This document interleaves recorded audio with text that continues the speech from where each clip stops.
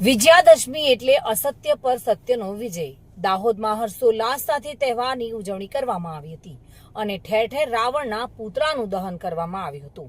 ત્યારે સી સાઈડના પટાંગણમાં વિશાળકાય 70 ફૂટ ઊંચા રાવણના પૂતળા દહનનો કાર્યક્રમ યોજાયો હતો, જેમાં શિવશક્તિ ગ્રુપના સભ્યો તેમજ હિન્દુ આગેવાનો સહિત અગ્રણીઓ હાજર રહ્યા હતા. શિવશક્તિ ગ્રુપના યુવાનોએ 1 મહિનાથી પોતાની ભારે જહેમતથી આ કાર્યક્રમનું આયોજન કર્યું હતું. જોકે આગ્રાથી આવેલા આ કારીગરોના સાથથી વિશાળ પૂતળું બનાવવામાં આવ્યું હતું અને નવી ટેકનોલોજીનો ઉપયોગ કરી પૂતળાના અંગોમાં અલગ અલગ પ્રકારના ઇલેક્ટ્રોનિક્સ ફટાકડાનો ઉપયોગ કરવામાં આવ્યો હતો.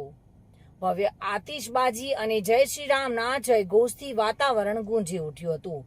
સૌપ્રથમ તબક્કાવાર ઇલેક્ટ્રિક ફટાકડા ફોડી ત્યારબાદ પૂજા અર્ચના કરી મશાલ વડે આગ લગાવી પૂતળા દહન કરવામાં આવ્યું હતું.